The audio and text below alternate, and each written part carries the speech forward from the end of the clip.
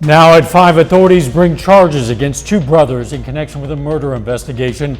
Plus, one federal agency reevaluates safety regulations for some area fire departments. And the Harris and Trump campaigns lean into foreign policy as the candidates continue to push in battleground states.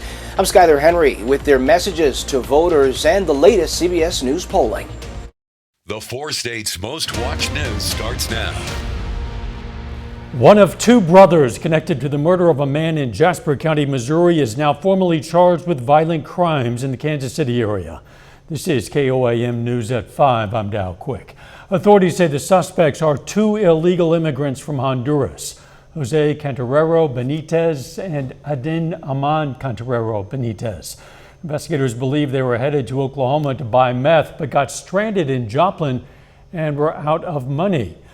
Authorities believe they then fatally shot 63-year-old Oklahoma resident Jesse Gilmore at the Road Ranger gas station on Joplin South Prigmore Avenue and stole his car. Investigators believe they disposed of the body in a ditch alongside Interstate 44. The 2 brothers were later arrested for separate crimes not related to the Jasper County murder in Kansas City and in Independence, Missouri. Jose Benitez today made his first court appearance in Jackson County, Missouri, for a shooting and attempted carjacking there. The charges include first-degree assault, vehicle hijacking, and armed criminal action. At last report, the victim in that case, a woman, was in critical condition. In a separate case, he's also accused of pistol whipping a woman in the Kansas City, Missouri area.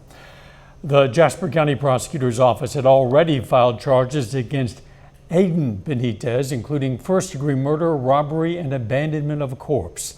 The Jasper County Sheriff's Office expects additional charges against Jose Benitez as well.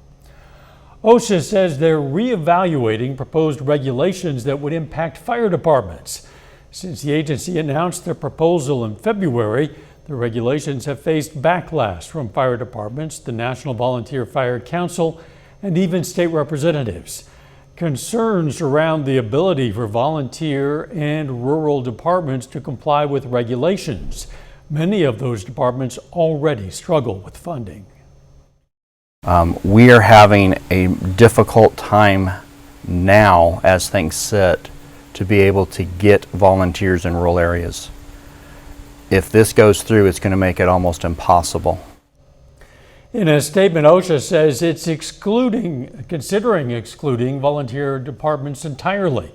The agency is encouraging those impacted by the regulations to speak out at their public rulemaking hearing starting on November 12th. Northeastern Oklahoma Native American organizations are collaborating to host Native voter registration events. They plan to go to other locations, including healthcare facilities and festivals, to help people get signed up. Today, they were outside of the Intertribal Council in Miami helping people register. They want to make it easier for people to check their voter registration status, especially because thousands of Oklahoma voters were recently purged from voter rolls and may not be aware that they need to re-register. The organizations want to make it easier for Native Americans to use their voice and be represented. Everybody should vote. You don't have a right to complain if you don't get out and vote. So, we want everybody to get registered, and we want them to participate. And because there's a lot of important things. The goal is to increase voter turnout, especially because Oklahoma has one of the lowest rates of voter turnout in all of the United States. Enjoying some cooler weather out there, let's check in with Chief Meteorologist Doug Heddy. Yeah, strong cold front that rolled through late yesterday, making things much cooler outside compared to what we had on Saturday and Sunday. 65 in Joplin. Look at Pittsburgh sitting at 62 degrees. We have the clouds out there. We've had kind of on and off showers throughout the day, but some areas have picked up some decent amounts. Still light showers kind of rotating right along that I-44 corridor, Joplin, Neosho, and then heading east over towards Springfield. And this is where we're going to see the rain for the next few hours. Also 1 to 3 inches of rain. Southwestern Missouri kind of puts a little bit of a dent into our drought. So we're going to have the clouds. We're going to slide into the lower 60s later on, but the showers are moving out, but the fog is going to start to build back in later on tonight. So we're going to look at that and your work week here in just a bit. See you soon. Former President Donald Trump and Vice President Kamala Harris are focusing on foreign policy today. But it'll be local politics that decides the race in two states. North Carolina and Pennsylvania are getting a lot of attention this week. Skylar Henry has the latest on the campaign trail. Former President Donald Trump visited a farm just south of Pittsburgh to talk about competition from China. China is supposed to buy $50 billion worth of our product, and they are not living it up to it. Vice President Kamala Harris was also focused on foreign relations, meeting with the President of the United Arab Emirates at the White House Monday.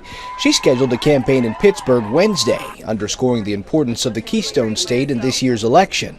The latest CBS News Battleground Tracker poll shows the race a dead heat in Pennsylvania. The Trump campaign is also making a push in North Carolina. The former president rallied there Saturday, and his running mate, Senator J.D. Vance, has two stops in the Tar Heel State Monday. The state's governor's race was thrown into chaos when a CNN report linked the Republican candidate, Lieutenant Governor Mark Robinson, to inflammatory comments made on a porn site more than a decade ago. Sunday night, most of Robinson's senior staff resigned. A lot of talented people right now are reaching out to us, and we're right in the process right now of forming a team that we know can still lead us to victory. So we have full confidence in our ability to keep going. Robinson was not at Trump's weekend rally and is not expected at Vance's events. The CBS News Battleground Tracker shows Harris has opened up a slight lead within the margin of error in North Carolina. The poll was conducted before the revelations about Robinson. Skylar Henry, CBS News, the White House. CBS News has learned Vance has been using Minnesota Congressman Tom Emmer as a stand-in for Governor Tim Walz as he prepares to debate the Democratic vice presidential candidate next Tuesday. CBS News is hosting that debate with live coverage moderated by Nora O'Donnell and Margaret Brennan. A huge search for suspects continues today after a mass shooting outside a cigar lounge in Birmingham, Alabama. Police believe multiple shooters opened fire on Saturday night, killing at least 4 people and wounding 17 others. More than 100 shell casings were recovered from the scene.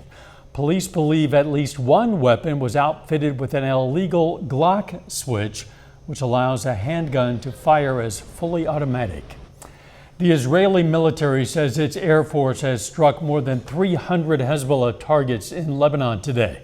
It comes after Hezbollah fired dozens of rockets into northern Israel over the weekend, including at least one that exploded in a residential neighborhood. President Biden has said the U.S. will do everything it can to keep a wider war from breaking out. Still ahead, protecting our kids. Flu season is fast approaching. I'm Jared Hill with what health officials want parents to know about the importance of getting children vaccinated. And researchers look for clues indicating what women might be most at risk for postpartum depression. Those stories next in Health Watch. See you soon. Topping today's Health Watch, federal health officials are warning that a drop in vaccinations in the U.S. might have led to an increase in pediatric flu deaths. Reporter Jared Hill has more. Ready? Amanda Roost loves a good fall day at the park with her kids, but she says preparing for flu season is serious business. We're traveling. We're going to be exposing them to all different kinds of people in different scenarios. We are subjecting them to that. I feel like we're kind of responsible for getting them covered. Federal health officials are getting the word out that flu vaccination can be life-saving for children, and now is the time to do it. The CDC reported nearly 200 children died from the flu last season. Most were eligible for the flu vaccine, but did not receive one. I think, unfortunately, coming out of the COVID pandemic, we have seen a rise in vaccine skepticism, people less willing to get vaccinated.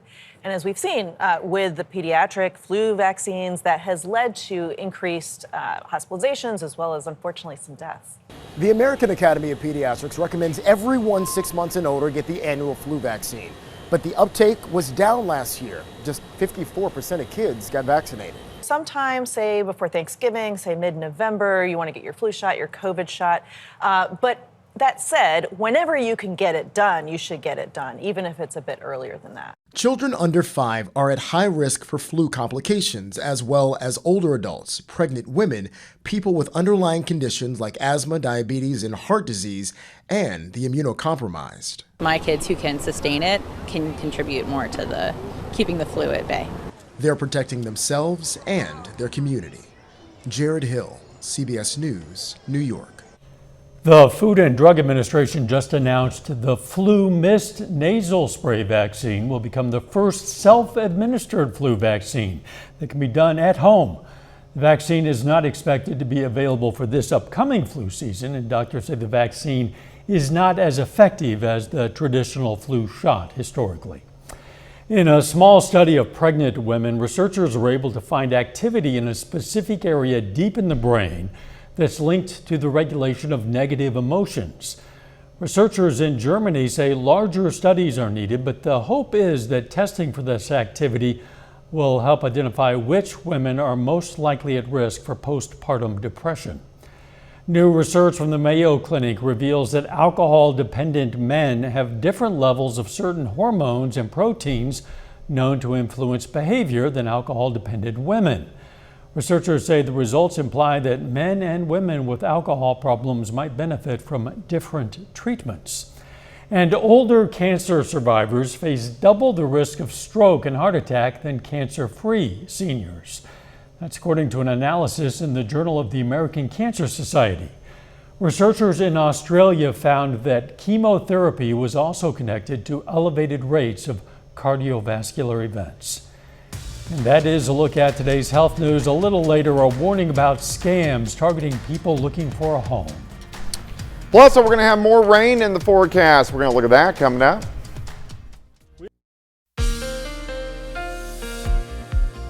Well, of course, we've had some showers, even some thunderstorms over the past couple days, and a strong cold front that rolled through, and at least some of us are getting some decent amounts of rain. For the month, we're at 1.12 inches, which is well below, but majority of that has occurred just over the past couple days.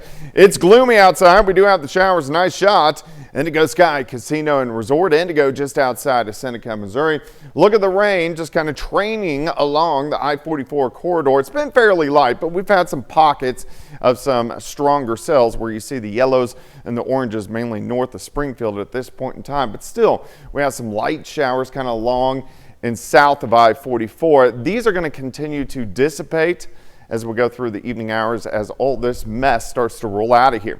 So by 9 p.m., just a random shower or two, but I do think we're going to get some patchy fog that builds in later on tonight, so watch out for that if you are going to be on the roadways. Temperatures steady, mid-60s, eventually lower 60s later on tonight, and you can see that fog building in, so visibility is down to about a quarter of a mile once we get to the overnight hours tonight, especially by morning, so watch out for that. 63 in Stockton, 66 in Neosho, 67 in Miami. Chanute sitting at 65. It's cloudy, it's wet, so the road's a little slick, sitting at 65 degrees. And all of the rain that we've seen over the past few days is going to be rolling out, and we look pretty good.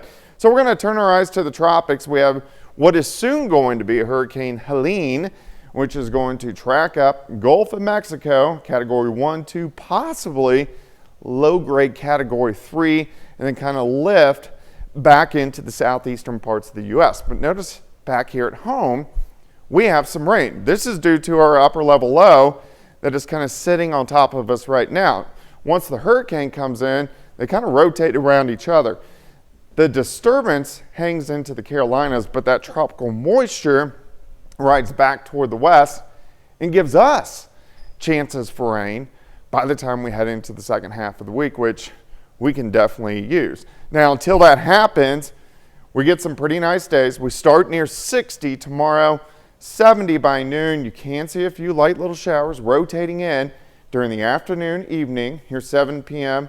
as we go through the evening hours, and after midnight gone. Very hit and miss, but we'll take what we can get. And then we start into the mid-50s on Wednesday. Some clouds increase late. Looks pretty good. High temps into the lower 70s. 60 in the morning, 71 by noon. High temp of 76 degrees. And then on Thursday, some showers try to sneak in late in the day. A little better chance they rotate in Thursday night into Friday. Very similar to what we are seeing today. On and off light showers sticking into the weekend, which we could definitely use and obviously want. All right, let's go 76 on your Tuesday, 78 on Wednesday. holding into the 70s Thursday, Friday, Saturday. Those on and off showers. So two big differences I'm seeing here. One, it's officially fall now, and we're seeing 70s, which is great. And two, we actually have some rain to talk about, which we haven't seen much of lately either. Lower temps and rain are both welcome around here, that's definitely. for sure. Thanks, Doug. At least 6 people have died in Japan's Ishikawa prefecture following severe flooding just 9 months after that area was hit by a powerful earthquake. A road collapsed into the sea in Suzu, Ishikawa, and damaged both vehicles and buildings. According to a Japanese news agency, 2 of the 6 deaths occurred near a tunnel that was under repair following the earthquake. 10 people were reported missing. Coming up, the possible change in ownership for Motel 6. Topping today's Consumer Watch, Motel 6 will be under new management soon. Parent company Blackstone has agreed to sell the hotel chain to India-based Oyo in a deal worth $525 million. The agreement includes the company's Studio 6 locations and is expected to be wrapped by the end of the year. There are more than 1,400 Motel 6 locations across the U.S. and Canada. Real estate and rental cybercrimes are happening nationwide. According to the FBI, there are nearly 70,000 reported instances of real estate and rental cybercrimes, with more than $1.4 billion lost from 2018 to 2023. Usher Qureshi takes a look at how these scams work. One way scammers are targeting people is by posing as government programs for low-income housing on social media. For example, this is a PSA about a fraudulent Section 8 housing ad from a scammer using Facebook. People fill out an application thinking they're getting on a wait list or applying to low-income housing. Instead, scammers steal their information to commit fraud, according to the U.S. Department of Housing and Urban Development. Another one is fraudulent housing listings. They often promote a low price, use fake, copied, or doctored photos, and request upfront payments. Seller impersonation fraud is an example of this. These are emails where the scammer attempted to impersonate the legitimate owner of a vacant property and steal funds from the sale. To make sure you don't become the victim of a scam, make sure to do your research. If a price seems super low, compare it to other homes in the area and verify. Ask for official documentation. Cross-check information by making sure the contact information lines up with the property owner listed on an official website. And be wary of anyone trying to make a hard sell or pushing for upfront costs before a housing agreement is signed. Bottom line, if something seems off, take a pause and do your due diligence. And if it seems too good to be true, it probably is. In New York, I'm Usher Qureshi. HP Hood LLC is recalling lactate milk in more than 24 states because they could contain trace amounts of almond, which is not listed on the label. No illnesses have been reported so far, though the possible presence of almonds could result in a life-threatening reaction for those who are allergic. Consumers are urged to return the recalled products to the place of purchase. And Beetlejuice dominated the box office for the 3rd weekend in a row, raking in around $26 million domestically. Transformers 1 took 2nd with $25 million. Horror flicks Speak No Evil and Never Let Go were 3rd and 4th, bringing in $5.9 and $4.5 million respectively. A final check of the forecast is up next.